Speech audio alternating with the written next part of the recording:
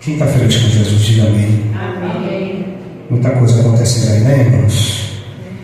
Muitas transformações. Quem tem notado aí os rumores de guerra? Quem tem notado aí, gente, pestes, ameaças, doenças? Nós estamos vivendo dias tenebrosos e nós estamos vivendo os dias mais difíceis, eu creio, da igreja aqui sobre a terra. Quem entende? Porque os valores estão sendo invertidos. Chegamos em Isaías capítulo 1 e eu não vejo, gente, em grande escala,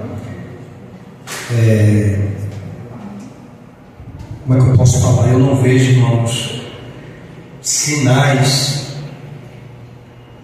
assim claros de quem deveria estar movendo essas mudanças para que de fato a gente possa vivenciar um grande e poderoso avivamento nesta terra. Nós estamos vendo o contrário. Cada dia que passa, o que é pior parece que vai piorando, aonde já está pior.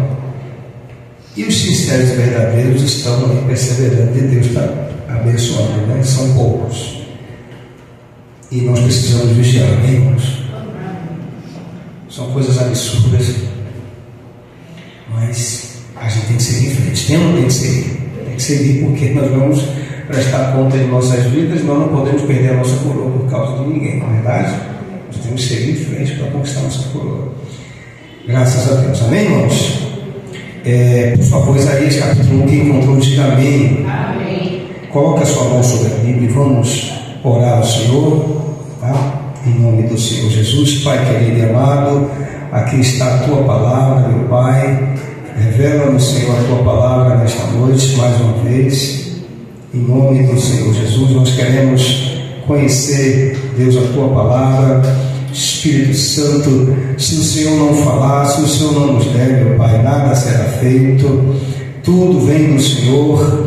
Portanto, meu Deus, repreende todo espírito, sofisma de opressão, de confusão, todo roubador de semente, em nome do Senhor Jesus, meu Pai, que o Senhor repreenda e que o Senhor nos revele pelo Espírito Santo tudo o que nas entrelinhas bíblicas se encontram aqui e que o homem natural é incapaz de discernir, meu Pai.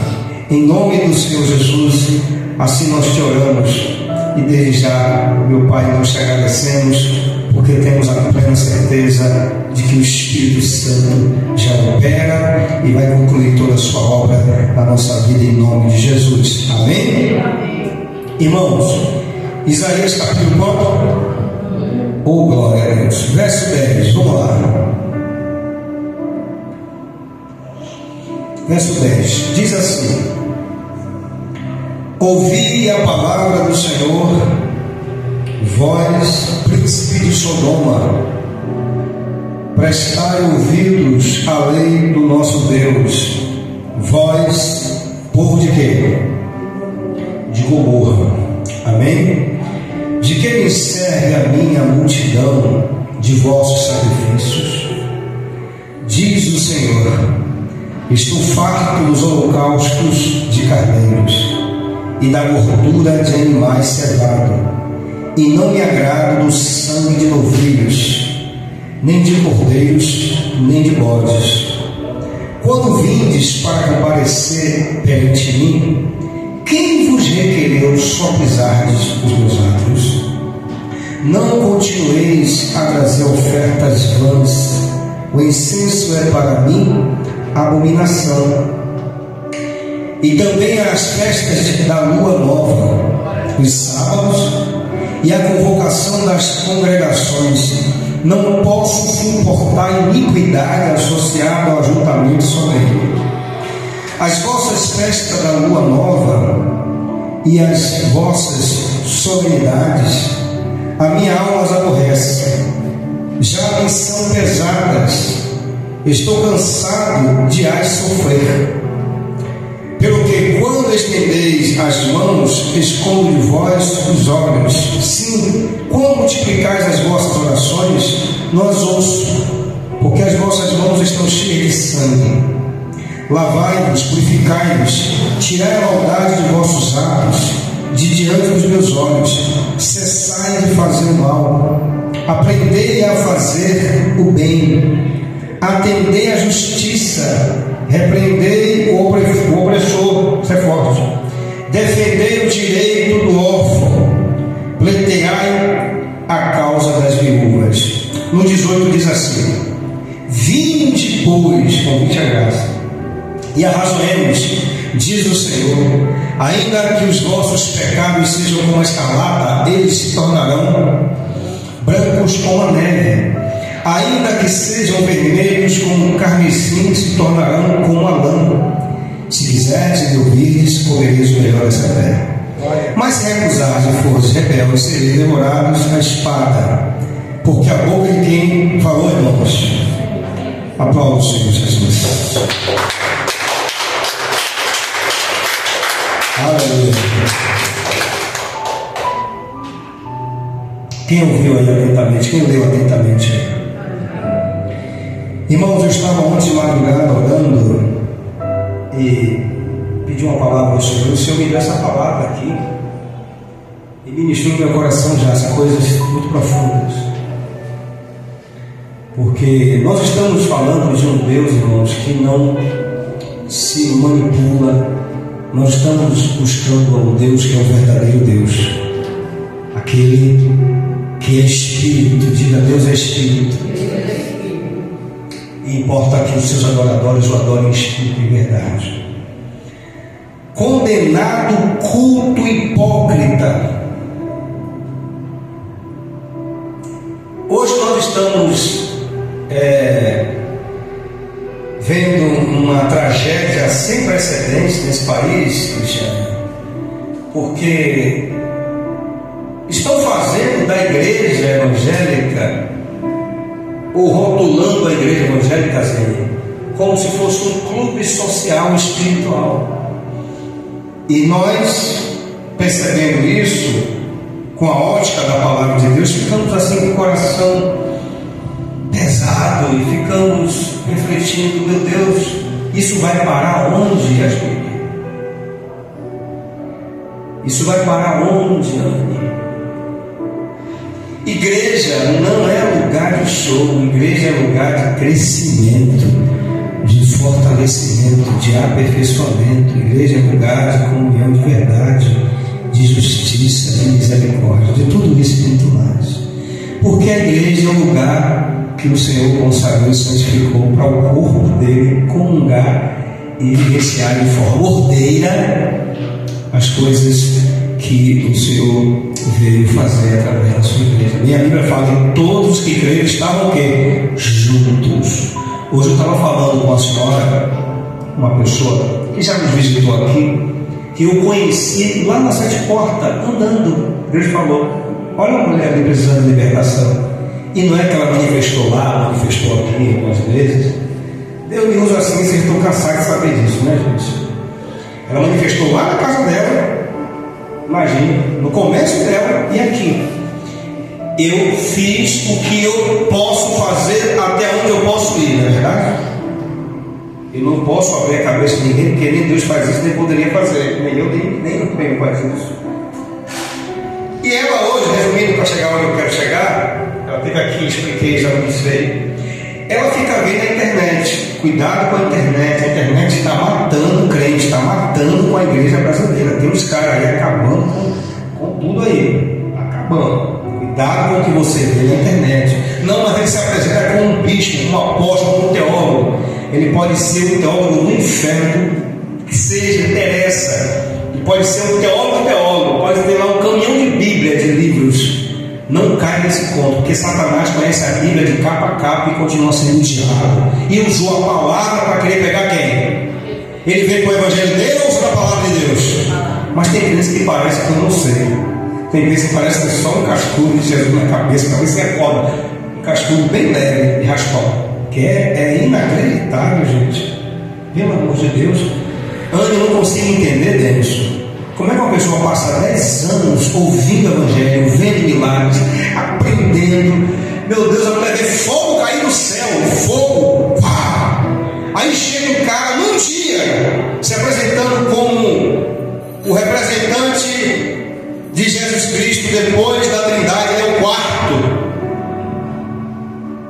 E a pessoa vai acreditar e joga 10 anos de testemunho, de aprendizado no lixo. E diz: agora eu encontrei o Evangelho porque alguém Deus usou para abrir a minha mente. Imagine, gente. Eu conheço vários casos assim, você também conhece. Essa mulher, voltando aqui, ela: pastor, estou cansado de igreja, eu quero fazer a obra. Vocês vão entender porque eu estou fazendo isso aqui. Quero fazer a obra. Eu estou cansado de igreja é isso, igreja é aquilo, igreja faz besteira.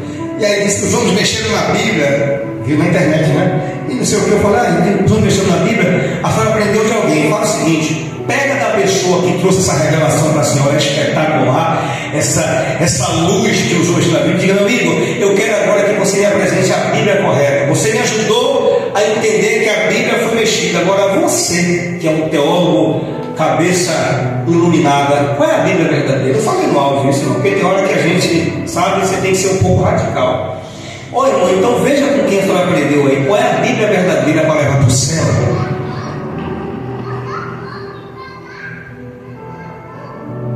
Gente, pelo amor de Deus.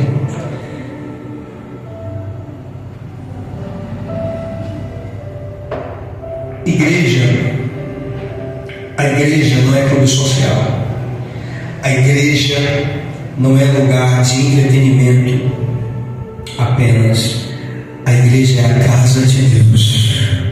A igreja é a maior instituição viva e vigente ainda sobre a terra.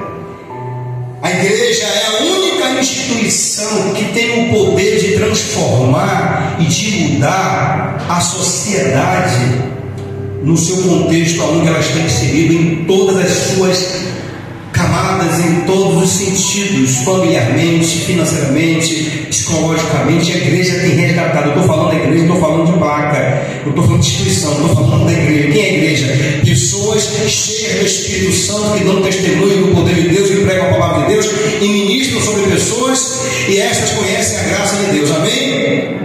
Porque as pessoas, às vezes, infelizmente, quando fala de igreja, elas ficam muito focadas no nome da instituição. A igreja, ela é o ajuntamento de pessoas salvas que servem a Deus. É a eclésia, a eclesia, a reunião do povo de Deus. Da onde vem a palavra igreja? Vem justamente desse costume que era culturalmente exercido, praticado nos tempos de Jesus. Reuniões públicas que se tratavam de assuntos relacionados à vida comum das pessoas. Para se tratar de diversos assuntos, as autoridades se reuniam e ali, quem era de praxe, quem tinha autoridade para poder representar o povo, nas suas camadas, nos seus postos, vinham, traziam as demandas e eram discutido ali, como uma assembleia, né? Que se tem tantas por aí para se discutir tantas coisas. No caso da nossa realidade, nós temos lá os representantes estaduais, representantes federais. Essas reuniões eram feitas diante do povo e ali as autoridades discutiam seus assuntos e se dava o nome de eclesia, assembleia, igreja, ou seja, reunião pública. Jesus pega esse nome e diz: eu tenho também a minha reunião pública, eu tenho também a minha igreja, eu também tenho o meu povo que ordeiramente estará reunido, estará se entendendo, estará tramitando e tratando das coisas importantes relacionadas não às questões sociais do homem, também, mas muito mais, sobretudo, esta reunião pública, esse povo que vai se reunir, esta eclesia, esta congregação vai tratar dos meus princípios, das minhas ordens, das minhas leis, amém? Das minhas designações, dos meus princípios, para poder transformar e curar e abençoar uma sociedade. Então Jesus pega esse nome e aplica à sua igreja, ao seu povo, à sua congregação. Quem entendeu? E aqui Deus está condenando o culto hipócrita. Diga: culto hipócrita. Irmãos, olha para cá, por favor.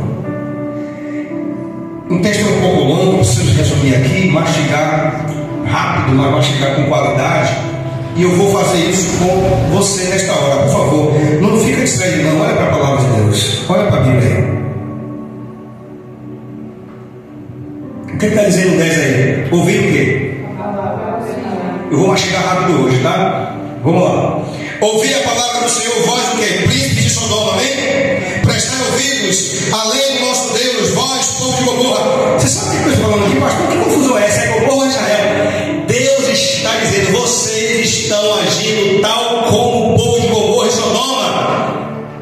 O povo mais miserável que até hoje viveu sobre a terra, ao ponto de eu ter mandado fogo do céu. Eu tive que mandar fogo do céu para queimar todo mundo, não sobrou um, a não ser logo, né? Com a sua família. Deus está dizendo a você, é como alguém hoje fala, né? Quando alguém comete algo bárbaro, né? Alguém fala, você é isso, fulano, você é isso, né? Aí designa, né? Adjetivos não convencionais, adjetivos não agradáveis, não socialmente bem aceitos no meio das pessoas comuns de bem. E ali alguém defende contra as pessoas, a depender da sua prática, os mais variados adjetivos de nomes horríveis. Você é isso, você é aquilo, que você pratica isso, que pessoa assim. Ou seja, são adjetivos que designam o estado em que se encontrava aquele povo. Agora imagine, Deus está trazendo um adjetivo, Deus está trazendo uma designação de dois povos, pessoas que foram exterminadas por ele, pessoas que chegaram no ápice, no limite da paciência, da misericórdia de Deus. Deus queimou, consumiu, e Deus está falando, eu vou ter que usar esses termos para com vocês. Eu vou ter que fazer esse paralelo com aquele povo que eu matei todos eles, a vocês que são povo escolhido, a vocês que são povo que eu chamei dentre todos os povos para ser o meu povo santo. Vocês são de Gomorra, vocês são tal como os de Sodoma. Que vergonha! Diga, que vergonha! E aí ele diz: de quem me segue? Às vezes, irmãos, vou falar aqui algo muito importante. Às vezes, quando Deus traz uma palavra forte para a gente, e às vezes quando nós lemos uma palavra de correção que é impactante, que realmente traz um aperto na nossa consciência, tem pessoas que não entendem que o Senhor está falando aquilo ali para corrigi-lo. Ainda que seja não agradável, nós precisamos entender que quando Deus traz uma designação para nós, uma correção, seja como for, nós precisamos submeter, entender e descansar. Senhor, amém. Se o Senhor está falando comigo, eu vou me enquadrar, eu vou sair dessa condição, eu vou sair dessa designação, eu vou sair desse testemunho péssimo e vou me enquadrar naquilo que o Senhor quer para a minha vida. Então Deus está usando aqui uma palavra muito forte, comparando o povo dele ao povo de Sodoma e Gomorra, que ele matou, acabou tudo. Em outras palavras, eu ainda não os consumi, mas o que eu senti, o que aquele povo causou em mim, vocês estão causando em mim. Diga, muito forte isso. Eles estavam dando desgosto a Deus. E não dá para imaginar como Deus se sentiu quando Deus viu aquele povo. Dá para imaginar a agonia de Deus, o horror, o desprazer de Deus, ao ponto de Deus ter queimado aquele povo. Deus estava sentindo a mesma coisa com respeito ao povo dele. Quando Jesus foi batizado, vocês lembram? Que uma voz veio do céu e falou o quê? Este é o meu filho amado em que a minha alma...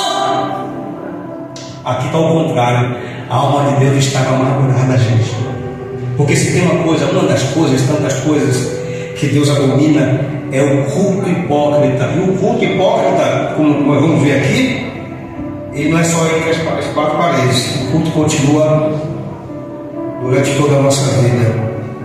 Vamos lá. Ele diz no 11 o quê? Acompanha comigo o 11 aí. Vamos lá.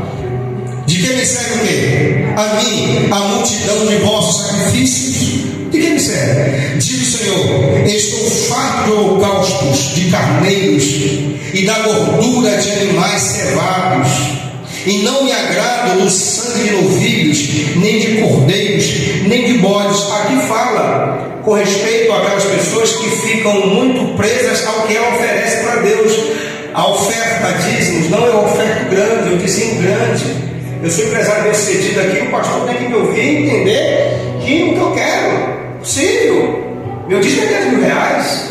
Eu vou falar com ele, dar uma opinião na situação, ele falou que não podia, que não sei o quê. E que negócio é esse? Pô. E aí ele se acha no direito de mandar na igreja.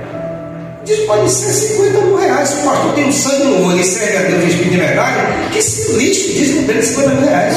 Amém, gente? A não ser quando é mercenário, né? O mercenário fica assim, ó, sabe? Tratando assim o empresário assim, ó, sabe? Só falta só colocar no colo e nanar.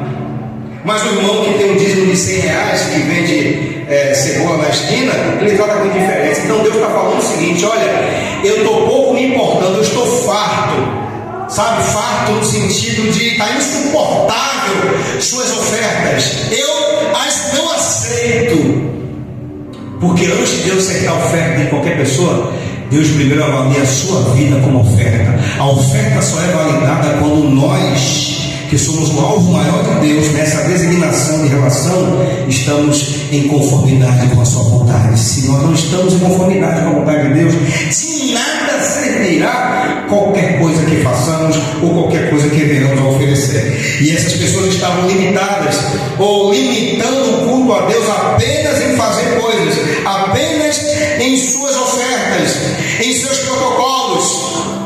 Quem está entendendo? Nas solenidades. E Deus está falando: eu não suporto, eu não, de quem me serve a multidão dos vossos sacrifícios, estou farto, ou seja, estou já no limite, não aguento mais. No 12 ele diz o que? Acompanhe comigo: quando vindes para comparecer perante mim, está vendo? No 12 aí, quem vos requereu o só pisar dos meus lábios? O que significa isso? Quem foi que vos ensinou? Quem foi que vos designou? Vocês aprenderam com quem? De onde partiu essa designação, essa percepção de vocês? Essa ideia, essa filosofia de me adorar somente entre quatro paredes. Vocês aprenderam com quem isso? No 13 ele diz: não continueis a trazer ofertas vãs. O incenso é para mim abominação, e também as festas de lua nova, os sábados e a convocação das congregações. Não posso suportar iniquidade associada ao ajuntamento, irmãos. Eu quero falar algo parecido aqui. Eu amo festividade, nós vamos fazer as nossas festividades quando assim o Senhor nos designar um tempo em cada tempo, conforme o Senhor nos conduzirá aqui. Festividade é bênção, ajuda, mas infelizmente existem muitas igrejas que estão limitadas só às festividades. Existem muitos irmãos que amam festividades. Existem muitos irmãos que se motivam, se empolgam com as festividades e fazem de tudo para mostrar o melhor nas festividades. Porém, as festividades não substituem a fidelidade de um coração íntegro e de uma vida de um testemunho exemplar que Deus quer de cada uma delas. Tem muita gente que para a festividade se empolga, fica até contando os dias e até perguntando: pastor, quando é que vai ter a próxima festividade? Não é pecado, isso é muito bom para a comunhão, para as relações, para o entretenimento cristão, enfim, mas não é o suficiente, porque as festividades não substituem a fidelidade da nossa vida íntegra, da verdade do nosso ser, amém? As festividades são rótulos. A integridade nossa é a oferta que valida o nosso trabalho. Nada terá validade ou valor, seja qual festividade for. A igreja pode estar linda, maravilhosa, músicos tocando muito bem, todo mundo se alegrando, pulando, perder para lá. Mas se a nossa vida, que é o ponto de partida, que valida todas as coisas, não estiver em conformidade, fede nas narinas de Deus qualquer tipo de festividade. Porque ele está falando: eu não suporto mais o ajuntamento da congregação, de que me servem os sábados, de que me servem os cânticos, as danças, os sacrifícios, se vocês não estão me cultuando em espírito e verdade, se os vossos corações estão cheios de malícia, de maldade, de ira, de inveja, de facção e de tantas outras coisas, que está insuportável diante de mim, porque os homens veem as músicas, as pessoas se alegram com as argumentações, mas eu vejo com os meus olhos de fogo o que o homem não vê. Eu vejo o coração, eu vejo a verdade, eu vejo as intenções, eu vejo os propósitos. Você entende?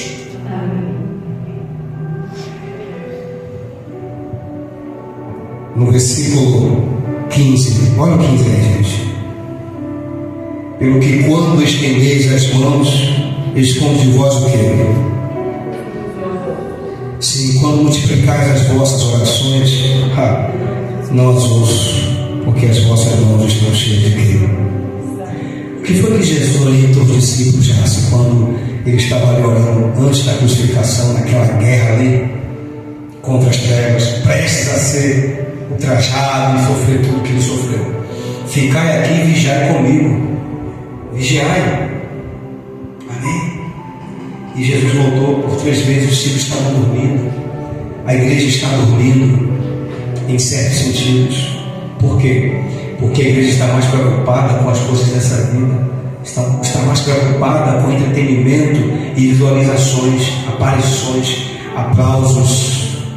A igreja precisa entender que primeiro vem a vigilância, a oração cega acompanhando a vigilância, não é orar e vigiar. Quando a gente começa na fé, não sei como é que a gente consegue aprender de forma errada. É porque tem pessoas que falam errado e a gente termina pegando, né? Então muita gente, quando começa na fé, fica orar e vigiar. Não é orar e vigiar, é vigiar e orar. Quem entende? Porque se não há vigilância, o que acontece? Existem brechas. Quando não há vigilância, o trabalho não tem qualidade, a vida cristã não tem sentido. O diabo ilude, a carne cega, o mundo fascina, porque não está vigiando. Quem entende? E aí aqui está falando, olha, quando vocês oram, quando vocês clamam, né? Quando vocês multiplicam as vossas orações, não as ouço. Tem gente que ora é muito bom. Quanto mais você orar, é maravilha, é poder de Deus. A oração queima a carne, a oração gera uma conexão com Deus muito boa quando você está vigiando. Quando você está vigiando e você ora, muita oração, muito poder. Pouca oração, pouco poder. Nenhuma oração, zero poder. Então quando você vigia e ora muito, vem combustível sobre você, você vai ficar cheio de graça, de unção. É o que faz você subir nível de unção, é a sua oração, aliada ao jejum, à toda a palavra. Mas se você não está vigiando, se eu não estiver vigiando, se o meu cristianismo é pessoal, é do meu jeito, é do meu modo, eu sirvo a Deus por conveniência, eu faço a Deus conforme aquilo que eu acho como deve ser, porque Deus tem que entender, porque Ele é misericórdia, porque eu entendo que por aqui é melhor, é o meu tempo e não o tempo dele, eu não estou vigiando. Aí eu quero orar, aí eu quero oferecer 10 mil, aí eu quero fazer as coisas que na minha concepção vai me fazer estar compensando as minhas outras coisas, as minhas falhas. Deus vai entender, Deus não vai entender, não vai aceitar nada, porque Deus primeiro quer aceitar você. Você é o ponto de validação de tudo que procede de você para Deus. Se a raiz está ruim, o fruto também vai estar ruim. Nossa, irmãos. Quem entende? Bora continuar aqui. Bora correr aqui. Tem muita coisa boa aqui pra gente. Versículo quando agora? Versículo 16. É isso? 16 assim, muito lindo aqui, irmãos. Lavai-vos, olha que coisa maravilhosa. Purificai-vos, tirai a maldade de vossos atos de diante dos meus olhos. Cessai de fazer o mal. Pronto. Irmãos, como é que eu posso me lavar, pastor? Eu quero me lavar. Eu quero estar todo dia me banhando nessas águas. Me fala aí, pastor, que águas são essas? A palavra de Deus. Não, pastor, não é? O senhor falou que a oração traz unção? Sim, traz unção. Mas para a unção chegar, você precisa estar lavado pela palavra. O senhor falou que jejum também traz poder. Acho poder. Se você está jejuando e orando, e se estiver vigiando, o demônio vai passar mal bocado com você. Eu já vi casos de pastor estar no buzu cheio e licença aqui, senhora, tocar na mulher, a mulher manifestar no buzu. Não está com consagração ali, na pegada da unção, não é manifestar. Comigo também já aconteceu algumas vezes, a pessoa manifestar, se não manifestar processamente, mas manifestar na mente. Quantas vezes pessoas vão sobre a minha frente? E eu vejo realmente o demônio ali, a pessoa mudar totalmente assim, você viu o diabo ali. E nem a pessoa entender porque me viu e ficou com a casa virada. Quando você estiver num lugar que alguém começar a ranger o dente e mudar com você do nada, é demônio ali manifestado. Pastor, é verdade. Tem um padeiro, tem um açougueiro, quando eu vou lá, não sei o que, parece que ele fica manifestado. Tem um senhor no trabalho, que quando eu chego, a mulher se transforma, pastor. E alguns colegas já perceberam comigo, rapaz, quando você chega, a mulher fica transformada. O outro fica perturbado, ele estava brincando, falando de Bahia, de Vitória aqui, não sei o que, contando umas coisas. Você chegou, eu já percebi, o da pessoa mudou. Você fez o que com ele? Eu não fiz nada, fulano, não faço nada, eu estou aqui na minha. Que é isso então? Aí você vai dizer, tá, fica tranquilo, não sei o que, eu vou orar para ele. Ele não vai dizer, é o diabo, é o Satanás que está no corpo dela. Realmente, é o diabo, é o Satanás. Mas se você fala um negócio dele, vai gerar um problema, uma polêmica muito grande. Porque ele vai falar para um, outro vai falar para a pessoa, ah, eu sou diabo, aí pronto. Se já estava endemoniado, fica mais endemoniado ainda. Aplausos, Senhor Jesus. Amém. Ela diz que eu sou diabo, apaga que é o diabo agora.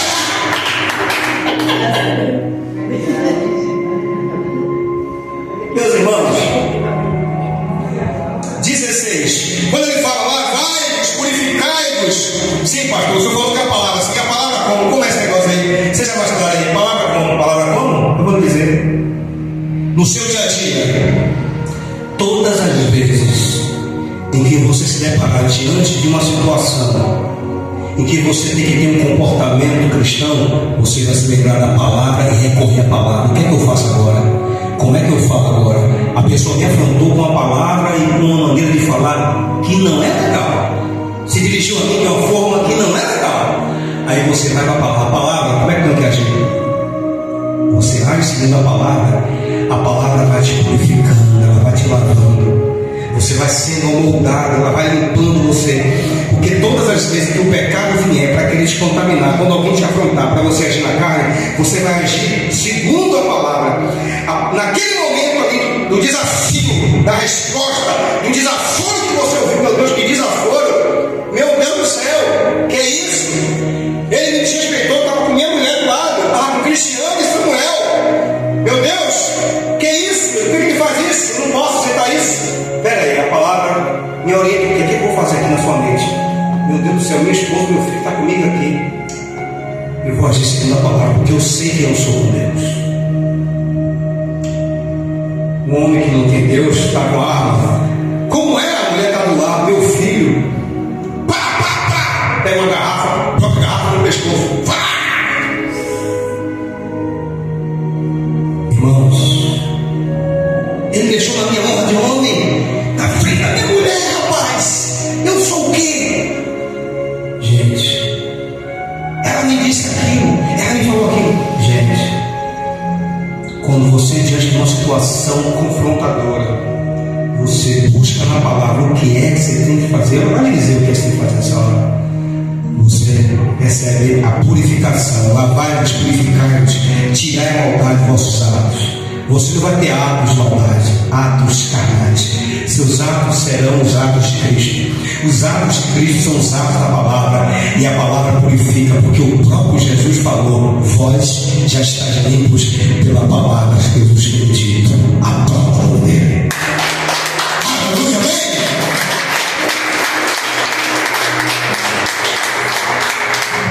Quem está entendendo de amém? 17, irmãos, vamos lá. Aprendei. Que delícia, isso aqui é delicioso. Meu Deus, eu amo isso aqui. Olha que palavra bonita. Toda vez que a palavra aprendeu, eu já fico logo Jesus, né? É isso aqui que a igreja tem que entender. Isso, e músico tem que entender, Janaína. Aprender a fazer o bem. Para com essa vírgula aqui, olha para mim. A vida do crente, até nos voltar, vai ser de aprendizado. Ninguém sabe tudo. Eu vejo grandes teólogos, cabeça grande. O que é cabeça grande, pastor? É homem que conhece a Bíblia. Agora, teólogos cristãos, teólogos sinceros e íntimos, tá? Que abre a boca e fala: eu estou aprendendo ainda. Quanto mais esse pastor? Meu Deus do céu, nós, todo mundo aqui. O Senhor da sabedoria é Deus. Quando ele fala aprender, ele está dizendo: olha, querido, você pode ser bispo, pastor, apóstolo, papa, seja você quem for. Você pode ter 100 igreja. Mas entenda, enquanto você aqui estiver, sua vida vai ser de aprendizado com a palavra, com o Espírito, com o outro, com tudo aquilo que faz parte desse processo de santificação até chegar no estado de santificação aqui no céu. Entende? O aprendizado faz parte desse crescimento prudente e poderoso que Jesus falou. Jesus falou sobre isso. Apacenta as minhas ovelhas, discipule as pessoas. E parou Jesus e sentando começou a ensiná-los como era de costume Cristo ensinar o tempo todo. Jesus estava ensinando aos seus discípulos, e o tempo todo o Espírito Santo vai nos ensinar, nos moldar e nos fazer compreender coisas que a Bíblia vai continuar instruindo e ensinando até deslocar. Irmãos, eu já tenho uma estrada muito assim, sabe, boa no Evangelho. Eu tenho mais de 25 anos, deixa eu ver, para não me mais de 30 anos que conheço Jesus. Tem versículos que eu leio e digo, meu Deus, que palavra poderosa o Senhor ministrou em mim aqui agora. E eu já li em espelho esse versículo. Sabe por que isso? Porque não são palavras mortas e definidas. Não são palavras de um homem intelectual que botou uma palavra de efeito ali, uau, e morreu ali mesmo. Não, as palavras do Senhor servem para nos tratar dia após dia, porque são palavras espirituais, são palavras de Deus. E Deus é Espírito, Deus é eterno, e tudo que vem do eterno não perece, permanece vivo, tratando-nos, aperfeiçoando-nos e santificando-nos. Esta é a palavra de Deus. Quando Cristo falou já assim, eu sou o pão vivo que desceu do céu, ele estava falando justamente sobre isso. O que é um pão vivo? Pão vivo, pão tem vida. Por quê? Porque é um pão que nos alimenta diariamente. O pão nosso de cada dia dá-nos hoje. Guardei a tua palavra no meu coração para não pecar contra ti. Quando Deus fala aqui, aprendei a fazer o bem, ele está dizendo, enquanto você estiver aqui, o mal vai me tentar, as religiões falsas vão me perseguir, os teólogos do inferno vão me enfrentar. Mas se você estiver aprendendo a palavra em comunhão, indo para a igreja, orando, lendo a palavra em santificação, você vai estar preparado, santificado, amadurecido e exercitado na verdade para vencer tudo isso, vencer até você mesmo. Dá uma salva de palmas. Aprendei! Sabe o que muita gente pega? Porque diz assim, rapaz, eu não tenho curso de teologia, velho. Eu tenho 30 anos de pastorado, cara. Eu já tenho várias experiências de culto, de libertação, de hospitais, de leprosário, de recuperação. Eu já vi muita coisa, rapaz. Então nem qualquer pregação, nem qualquer irmão que eu ouço, não. Eu sou nível alto. A queda desse aí não demora para chegar. E se eu dizer para vocês aqui, eu vou falar para vocês com muita tristeza. Eu conheço tantos casos de homens que agiam assim, achando que já sabia tudo e caiu no adultério, caiu com dinheiro. Obviamente que alguns nomes até vocês devem conhecer. Jamais mencionar aqui nunca. Caiu. Cadê? Sabe por quê, irmãos? Porque o diabo não brinca. O diabo não brinca com esse diabo. E ninguém é melhor que ninguém sabe tudo não. Jesus é o melhor. O culto continua, mesmo quando as luzes se apagam e as portas do templo se fecham. Porque Deus nos vê o tempo todo, nos sonda o tempo todo. Salmos 139. Senhor, tu me sondas e me conheces. Ainda a palavra não me veio a boca e tu já sabes de tudo, Senhor. Esquadrinha o meu andar e o meu deitar e o meu levantar. Conhece todos os meus caminhos e os meus pensamentos. Então, se Deus me sonda o tempo todo, quem sou eu para limitar o culto a Deus apenas entre quatro paredes? Eu tenho que ser crente no trabalho, em casa, na rua, na igreja, vigiar meus pensamentos, vigiar meu coração, vigiar minhas ações, minhas palavras, vigiar minha maneira de agir, de me comportar, minhas vestes, tudo, porque o tempo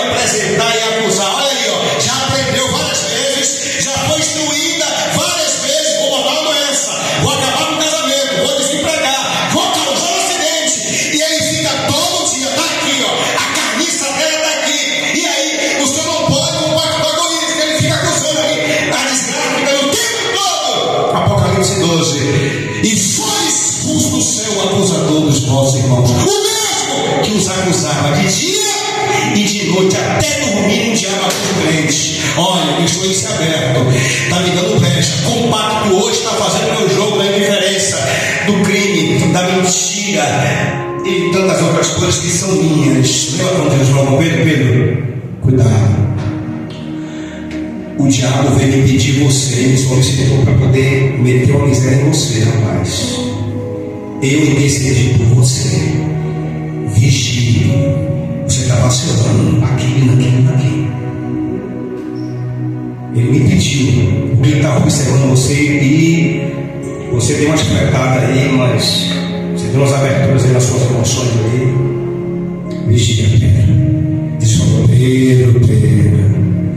Assim mesmo, Pedro, Satanás me pediu para te esquerdar, mas eu intercedi por você para que a sua fé não fosse abalada. Irmãos, a coisa é muito séria. Você está acessando sites pornográficos, o diabo está pedindo para botar uma desgraça em você. Você está falando mal do pastor, da irmã, você está falando mal lá do fulano, você está dando mal testemunho na rua, ele está me pedindo. Irmãos, quem intercede por nós, sabe quem é? É Jesus, o Espírito Santo. Jesus que fica lá com Deus, falando a seu respeito de várias maneiras, só que tem um porém. Existem níveis, existem avaliações que é pessoal na vida de cada um. Quem entendeu isso? Teve gente que já morreu porque o diabo pediu para matar. Teve gente que pecou, o diabo matou. Mas como é isso? O outro estava cometendo barbárie, morreu. A bala veio, pegou na cabeça, o carro virou, morreu. Depois foi descoberto que ele estava realmente na igreja e faz no maracutaia. Mas eu conheci um outro que levou 20 anos pecando, 20 anos mais. Levou um tempão pecando ali e todo mundo sabia, caiu, levantar, maracutaia e morreu. Irmãos, existem coisas que nós conhecemos de cada pessoa, de pessoa para pessoa. Quem está entendendo, irmãos? Quando ele fala aqui, ele fala, aprender a fazer o bem, é justamente essa humildade de entender, irmãos, que nós não sabemos tudo e que sempre nós precisamos estar aprendendo com o Espírito Santo as estratégias e a sabedoria para que não caiamos nas ciladas, astutas ciladas de quem? Do dia. Atendei, 17, vamos lá. Atendei o que? A justiça. O que é justiça? Tudo que eu falei aqui, muito mais, todo mundo sabe o que é justiça. Ser justo em todos os sentidos. Repreender o quê? Isso aqui eu não vou deixar passar, mas nem que a vagatuça. Nem que a tussa, gente, olha para cá. O que repreendeu o opressor? Quem é o opressor? O diabo, que muitas das vezes está ali no meio da igreja, querendo trazer uma doutrina do inferno por meio dos irmãos. E o pastor fica passando batido e vai botando pano quente porque existe conveniência ligada o pastor e a pessoa. É denunciar o pecado, seja dentro da igreja, do irmão que quer ou da irmã que quer perturbar todo mundo, contaminar todo mundo, ou quem está fora. Quantas vezes aqui eu já me denunciei aqui com os profetas aqui nesse altar? Várias vezes.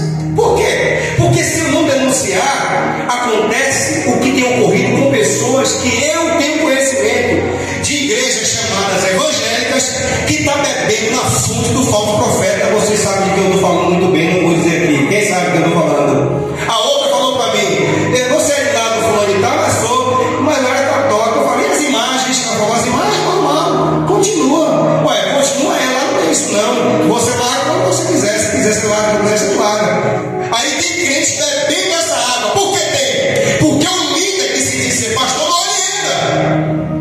Eu duvido que vocês aqui bebem dessa fonte. Bebem? Vocês bebem? Acesse o canal dele, dá like para ele. Quem dá like para ele, levanta a mão. Quem não dá, eu não dou, levanta a mão. Claro, por que não vai dar? Porque o seu pastor não instruiu e ensinou. Então, quando a Bíblia fala aqui, repreender o opressor, é o seguinte: tire o lençol do diabo, denuncie o que é errado, seja na igreja ou fora da igreja. Porque as minhas ovelhas precisam aprender o que é correto, quem é e quem não é, o que é, o que é, o que não é, o que não é, o que é mentira e o que é verdade, irmãos. Igreja não é um lugar de brincadeira, de palhaçada, como muitos estão fazendo palhaçada no meio da igreja aí. Eu mandei um vídeo no grupo lá, quem viu lá, do menino que está aí sendo motivo de várias críticas e corretas até, críticas que têm sentido e outras coisas mais, e está uma confusão terrível em cima desse menino aí, várias coisas. Por quê? Porque líderes que não se respeitam, que querem ver a igreja cheia, pega esses fantoches, sabe? Que estão aí bombando na internet para poder atrair pessoas para dentro dos seus arredis. Só que quando o fantoche ali, o artista religioso vai embora, a igreja murcha. Sabe por que murcha? Porque o fogo não foi de Deus, foi fogo de palha, gente. A igreja vai encher, ainda que paulatinamente, ainda que com sacrifício, sim, mas ela vai crescer ouvindo a palavra, sendo transformada na palavra, sendo vestida na verdade, para poder ser igreja de verdade e não igreja de mentira. Amém, irmãos? Repreender o opressor, você denuncia mentira. Defender o quê? O direito do órfão, prender a causa das viúvas. Agora vem o 18 e o seguinte: vinde, pois, e o quê? Arrazoemos. Como é que está na tua tradução aí? Venham, vamos refletir juntos. Isso, gostei dessa refletir juntos. Quem está chamando é Deus. Eu gostei dessa tradução. Arrazoemos fala de razão, né? Arrazoemos é dizer, vamos entrar em razão, vamos falar de coisas que têm sentido. Uma palavra faz sentido. Arrazoar é vamos falar de coisas que têm sentido. Qual é o sentido? O que está escrito? O que é, o que não é? O preto e o branco, mentira e verdade. Isso que eu estou falando. Deus não está convidando ninguém para pegar pedra, para ouvir profetada, para ouvir gritos, para ouvir promessas absurdas, levantar de mão, paletó em cima do rosto, cuspe, bafo, essas coisas todas aí que andam criando por aí, para poder você encontrar o poder de Deus. Ele está chamando você para refletir na palavra, para aprender a palavra, para meditar na palavra, para crescer na palavra, ser purificado pela palavra e aprender a cultuar a Ele no culto que lhe é devido. Vinde, pois, e arrazoemos, vamos refletir. Diz quem, pastor? Diz quem aí, irmãos? Ainda que os vossos pecados sejam como a escarlata, eles tornarão brancos como a neve, ainda que sejam vermelhos como carmesim, tornarão como a lã. Amém? Até aqui. Irmãos, o convite à graça parte desse princípio. Conhecimento e prática. Conhecimento e prática. Conhecimento do que é correto e do que é justo, para a gente poder exercer e viver diariamente. Deus estava condenando aquele culto de pessoas que tinham a sua lei, de pessoas que conheciam a historicidade, o plano, o propósito das manifestações de Deus. Pelo amor de Deus, o povo tinha conhecimento do que Deus fez lá no Egito e tinha feito no Egito. A abertura do mar, Deus do céu, o maná que caiu do céu, a coluna de fogo, a morte dos primogênitos, as pragas que Deus mandou. Meu Pai querido, as experiências gloriosas de Moisés, as leis do Senhor, tudo, e ainda assim o povo estava com o coração endurecido e exercendo ou tentando oferecer a Deus um culto hipócrita. Deus não aceita um culto hipócrita. Deus quer você inteiramente, aqui, fora daqui, em todo lugar. Deus quer olhar para você, olhar para mim e dizer: eu sinto prazer na minha filha, eu sinto prazer no meu filho. Por quê? Porque ele me testemunha e me honra em todo lugar, em todo momento, seja na igreja ou fora da igreja. O culto que ele presta a mim é de excelência, sobe como aroma suave. E quando ele abre a boca, ou ela abre a boca para me pedir qualquer coisa, eu dou ordens aos meus anjos para impedir em seu favor. Eu paro o trânsito, eu fecho o aeroporto, eu movo os céus e a terra para poder abençoar e defender um crente fiel que me adora em espírito e verdade. Aplauda alguém.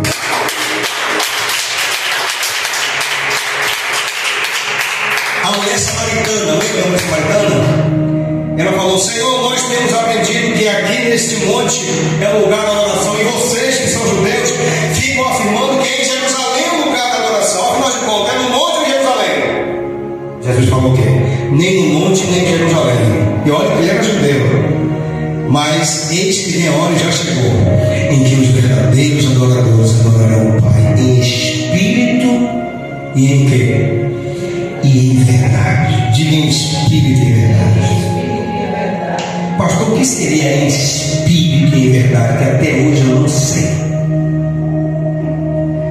Em verdade, acabamos de falar aqui por diversas vezes, aprendendo a palavra de Deus e conhecendo. culto racional e em espírito, de todo o coração, de dentro. Primeiro começa dentro. Por quê? Porque eu ouço a palavra, eu absorvo a palavra, eu aprendo a palavra e decido, vou guardar essa palavra que é de Deus, vou praticar. Quando eu decido aqui dentro, decido na minha mente. Ou seja, aqui começa a minha adoração em espírito e em verdade, porque é de dentro. Ou seja, é de todo o meu coração, é com toda a minha alma, é com todas as minhas forças. E em verdade, porque eu aprendi pela verdade o que é servir a Deus, qual é a vontade de Deus. Nossa, meus irmãos.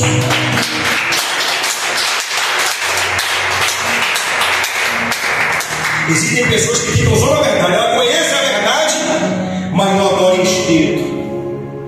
Você entende? Ela tem o conhecimento da verdade, mas quando é para colocar no coração e adorar de dentro, ela não faz isso. Por quê? Porque ela faz do seu jeito, quando quer, pela metade da forma dela, do jeito dela, como mulher conveniente. Então, é em espírito e em verdade. E aí a mulher ficou, agora já sei. Pois é, aprendeu? Deus está procurando esses. Deus está procurando esses. Quem entende, irmãos? É muito show, irmãos. É muito show entre quatro paredes. É muita ornamentação e pouca adoração sincera. E muitas das vezes sérios testemunho. Por que tem crente com medo de feitiçaria? Por que tem crente que lá fora tem medo de um monte de coisa? Por que tem crente que lá fora causa mais vergonha do que a honra e o brilho que ele deveria prestar ali testemunhando a vida com Deus? Por quê? Porque ele aprendeu e foi condicionado a viver uma vida religiosamente apenas dentro do templo. Ele é condicionado a viver grandes emoções dentro do templo. Ele faz do templo